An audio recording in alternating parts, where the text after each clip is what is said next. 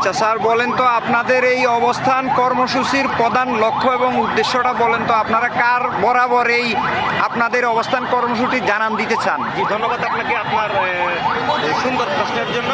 আমি সেটার উত্তর করছি একদম ক্লিয়ারভাবে।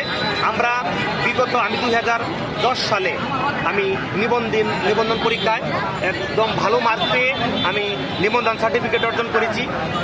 আমি ইতিমধ্যে বিবাহিত। আমি 3 সন্তানের জনক। 2 সন্তান আছে আমার, 1 সন্তান মারা গেছে।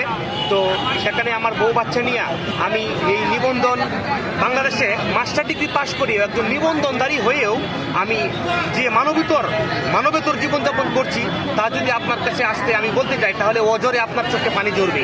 আমি ডক্টর ইউনূস স্যারের মাধ্যমে আজকে আমরা আমাদের এই কর্মসূচিকে শুধু ডক্টর ইউনূস স্যারের মাধ্যমে আমরা এটার সমাধান পেতে চাই। কারণ এটা হচ্ছে আমাদেরকে এনটিআরসিএ ভবনে আরও কয়েকবার তারা নিয়ে আমরা ওখানে জড়ো হয়ে আমরা চেয়ারম্যান স্যারের কাছে গিয়েছি, সচিবালয়ে গিয়েছি। তারা বিভিন্ন ধরনের অজুহাত দেখিয়ে আমাদের নিয়োগ দেয় নাই। কিন্তু আমরা আজকে মাস্টার ডিগ্রি পাস করে অ্যাকাউন্টিং এক সাবজেক্ট, ইংলিশ, আরবি, রাষ্ট্রবিজ্ঞান এইসব সাবজেক্টে অনেক স্যারেরা আপনার এই নিবন্ধন করে আজকে যে মানবিতর জীবনযাপন করছে। দেখেন, তারা ভালো পোশাক করতে পারছে না, ভালো খাইতে পারছে না পারছে ভালো একটা স্কুলে তার সন্তানদের ভর্তি করাইতে। কিন্তু এই সামাজিক জীবন এবং পারিবারিক জীবন তো আটকে থাকে না। তো সেই প্রেক্ষিতে ডক্টর ইউনূস স্যার যদি আমাদের এই ঠিক এই মানবতার দিক থাকিয়ে আমাদের এই হাজারো মানুষের দিকে একটু নজর দিয়ে স্যার নোবেলপ্রাপ্ত বিজয়ী স্যার তো ওই গ্রামীণ ব্যাংকের প্রণেতা স্যার আমাদেরকে যদি এরকমভাবে একটু সহযোগিতা করে দেয়, আমরা আশা করব আগামী প্রজন্মে বা আগামী সেশনে বা পরবর্তীতে আমাদের এই অনাস্থা এই অবস্থা ইউনূস স্যার দেখে আমাদের জন্য একটা ভালো উদ্যোগ নেবে সেই আশা রেখে আজকে আমরা শাহবাগে হাজারো নিবন্ধনকারী একত্রিত হয়ে আজকে রাস্তায় অবস্থান করেছি। আর আমরা শুধু একটা উসিলা নিয়ে আছি এখন, যে ডক্টর ইউনূস স্যার যদি আমাদের জন্য কিছু করেন। কারণ উনি একজন স্বনামধন্য ব্যক্তি, ওনার প্রতি আমাদের আশ্বস্ত আছে।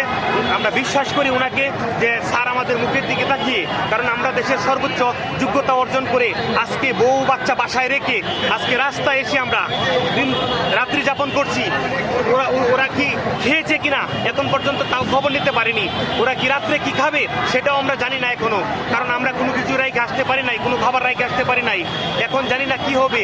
তো আজকে আমাদের এই দুর্দশাগ্রস্ত অবস্থা দেখে যদি ইউনূস স্যার মনে করে যে না, এরা যোগ্যতা সম্পন্ন মাস্টার ডিগ্রি পাস, ওদের সনদ আছে, তাহলে স্যার যদি মনে করে হ্যাঁ আমরা এই মুষ্টিমেয় কিছু শিক্ষককে যদি আমাদের জীবনটাকে সুন্দরভাবে পরবর্তী প্রজন্মকে আমরা সুন্দরভাবে সাজিয়ে নিয়ে যেতে পারি, সেই দিকে স্যার একটু লক্ষ্য করে আমাদের দিকে বিনয়ের সাথে স্যার আমাদেরকে এই ব্যবস্থাটা করে দেয়, আমরা অবশ্যই স্যারের কাছে সারা জীবন কৃতজ্ঞ থাকবো এবং স্যারের জন্য দোয়া করব যে স্যার দীর্ঘজীবী হয়, স্যার সুস্থ থাকে, স্যার সারা জীবনেই ভালো